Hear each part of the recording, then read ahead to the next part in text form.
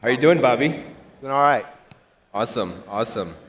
I think for those that don't know dupe.com, could you give a quick bio of what dupe.com is? It's really hard to see people here, but I always like to know if I'm getting a new audience. How many people here have heard of dupe.com? Raise your hands. Let's go, guys. That's awesome. I like to say that there's not a whole lot of Venn diagram overlap between our DAUs at dupe.com, but so many people have come to us in the crypto community and told us that they use it. When we launched the coin 20 days ago, they were excited about it because they saved money. Basically, what dupe.com is, we like to think about it as the front door to deals on the internet, right? So we want to own the mind share of internet users for people who want to save money, whether it's their first mile shopping journey where they have some idea of what they want to buy and they want to look at options for less, or they know exactly what they want to buy but they want to get it at a discount. You come to dupe.com, you save a ton of money. We've had millions of users use the product. We have 1 million monthly active users, thousands of brand partners. So it's doing well, and it's exciting to be in the Solana community talking about it. And so I love your story about how you actually got into crypto, because you got into crypto 20 days ago. Yeah, yeah. So tell me about how you launched your coin, and how did you accidentally get into crypto? Yeah, so Nikita Beers is one of our advisors at Dupe. We actually launched the product last April. We worked with him Feb through April to unlock some of that virality in the product. I am totally Web2 all the way. I own some crypto and Robinhood, but being in crypto is a real thing that I didn't fully understand. When I saw Nikita tweet about the launch coin Rails, I was like, ooh, another nifty Nikita hack. I want to try it out. And we put up a tweet. I thought I was doing the equivalent of buying a domain name. Sure. So I went to Dupe's account and I tagged the whole launch a coin thing. And by the time $6 million were traded into the coin, I had to kind of figure out what I just did. So that was my entry into crypto was a total accident. So why did you continue to stay? You could have just said, oh, well, that was a fun experiment, I'm leaving. Yeah. You continued with it, and in fact, you became one of the biggest advocates for tech startups to launch using Believe. So I'm curious as to what you saw that made you go towards that direction. Yeah, as you know, Imran, that first week when we launched, I was talking to you a lot, and I was talking to Ben a lot, because I wanted to make sure that I wasn't going to go to jail. Because it wasn't clear to me that what I just did wasn't, was legal or not. I started getting excited after I spoke to a lot of lawyers about it who said, this is great, you're fine, you're good. Spoke to you, spoke to Ben. And that's where, after that, I really started to pay attention to the possibilities because of the enthusiasm in the crypto community around Dupe's coin. And we saw at least 2, maybe 3 paths where this could be, a marquee moment for a Web2 company to enter into crypto the right way, right? And I think what's different about Dupe is we had product market fit in Web 2 before we came to Web 3. Maybe the tables would be a little bit differently turned if we were a kind of 0-day app launching in crypto. And I think what people have rallied around ultimately is that they've heard of us before and they trust the coin more. Amazing. So, in crypto, it's whenever we see startups launch their token or whatnot, they're on the journey to finding product market fit. But in your case, it's actually very different. You have product market fit, and you're using crypto as a way to accelerate your go-to-market strategy, your customer acquisition strategy, and even acquiring customers. Yeah. So tell me how you're thinking about using a token as a way to accelerate each of those funnels. Sure.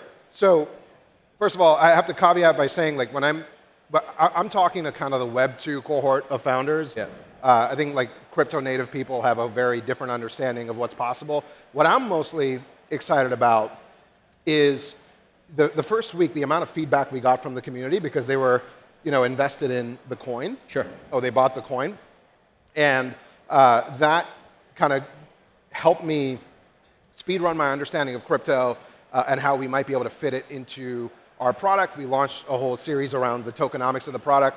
The 3 specific areas that I'm very excited about for Dupe's coin and how it fits into dupe.com is bringing these like 1 million monthly active normie users who are not in crypto into crypto with seamless sort of invisible UX and using the coin as a way to incentivize daily, weekly active usage of our product to do things that we care about the most. Like we care that you're running successful dupe searches.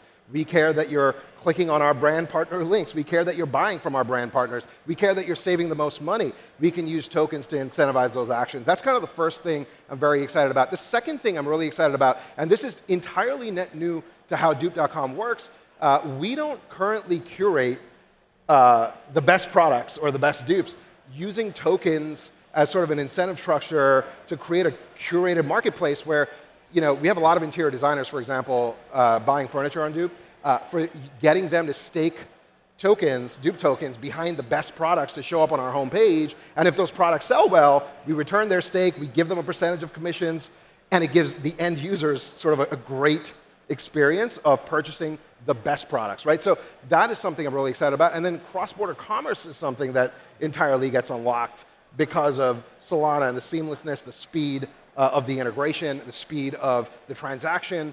And 30% of our users are international. These are people who come to us organically because they've heard of us in the press or a friend tells them about it, and getting them to transact either in USDC, Dupe Coin, Solana, et cetera, feels like a really big opportunity as well. That's why we stuck around. That's why we're investing in it. That's what makes us the most excited. Yeah, to summarize, like what I'm hearing is, especially for founders outside of crypto, you're using crypto tokens as a way to incentivize people to come and use the product. Yes.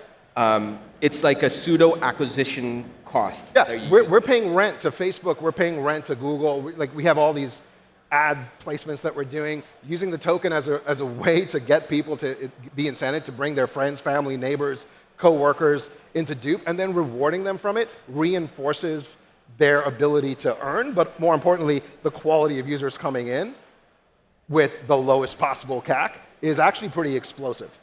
So you have that as number one. Number two, and we spoke even, I would say like the first or second day you launched. Yeah. And what you mentioned to me was that you did have aspirations to go global, and you were talking to maybe Japan, someone in Japan, or thinking about kind of the expansion, but yeah. Let's not talk about the country. Oh, sorry. Let's not talk about but you were thinking about expanding to these countries, and, but I think the biggest problem was like on-ramps, right? Like actually taking payments from users outside of the US.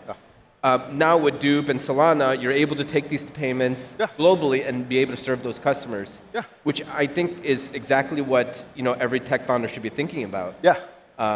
If they want to expand globally or if they want to serve a global audience. It's definitely one of the things we're most excited about. It's one of the, on a side note, it's one of the reasons why Polymarket's really popular globally. Yes. Is the fact that they're taking stable coins as a way to serve a global audience. Agree. So I could kind of see where Dupe can go moving forward. Yeah. All right. So for those that for the people that are listening, if you don't know what Believe is a place where you could launch your startup. If you have a really strong product or vibe coded product, you launch on the product, you get your first 100 believers, and they help you with growth and marketing and things like that. So what would be one advice that you would give to founders that are tech startups that are outside of crypto? What would you tell them, and how would you pitch it to them in terms of using Believe? Yeah, so we actually put out a tweet about this yesterday. Sure. Follow dupe_Solana if you want the notes from this. But the high levels, the things that I'm starting to talk, because a lot of Web2 founders reach out to us asking us, whether this is a good thing and whether they should get into it. It's like, I think about all the people in the early stages of building where capital formation is a very complicated thing. You don't have the network, it feels like a country club, you don't know the right people, you might be smarter, but that doesn't matter. Money moves because of relationships in Web 2. You're alone kind of building in your room, you're kind of LARPing as a founder, you're hoping and praying, crossing your fingers that someone notices you. And I think what's so interesting about the Believe platform is you instantly mint your product. The capital stack for things like Believe is code. You get to exist, and people either give a shit or they don't, and it happens instantly, and I love that. I've never seen anything like it, but also I'm 20 days into crypto. So maybe something has existed and I just haven't seen. Yeah, so look, Alliance runs an accelerator program. We've been around for 5 years, Yeah. and so we help a lot of our founders fundraise. Yeah. So, and typically, on average, it takes them 6 to 12 weeks to get their first check in, like first capital commitment. You have to be really good for 6 weeks. Yeah. Like really good. Yeah. And that's Web 2, right? Crypto is a bit easier because there's a path to liquidity. Yeah. But on average, outside of crypto, it takes 6 to 12 months, 6 to 8 months to fundraise. Yeah.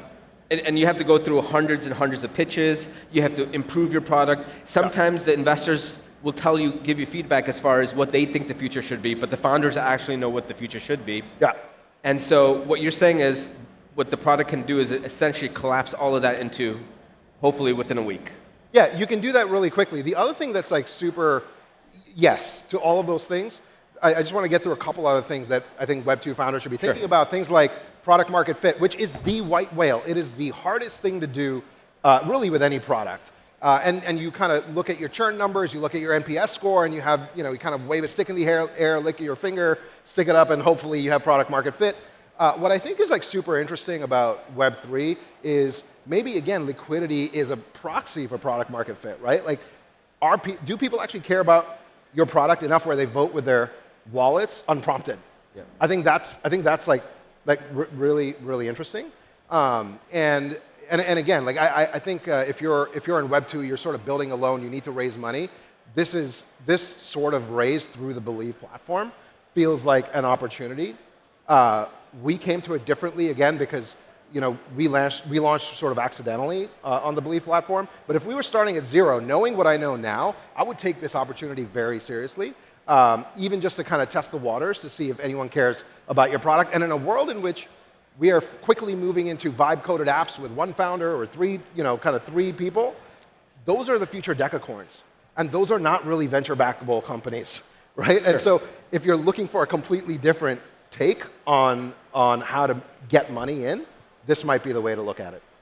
So we have 30 seconds left. I want to ask you, what does Dupe look like effectively using crypto rails to its fullest extent? Yeah, so I think bringing a lot of normie moms and girlfriends. I like to quip that crypto Twitter's girlfriends heard about Dupe before crypto Twitter did, and that might be one of the first products to ever do that. I want to bring a bunch of normies, millions of them, into crypto without talking about burning shit and fees and stuff that's just like way over their head. Yeah. Make it fun, make it seamless, make the UX invisible. That's something we're going to do.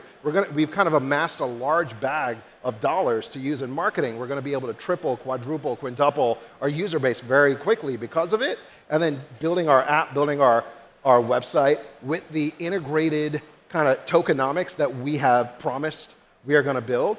It will massively lubricate the rails for DAUs, retention, and hopefully marketing as well, because people will just market on behalf of Dupe. If the thesis plays out, this is explosive.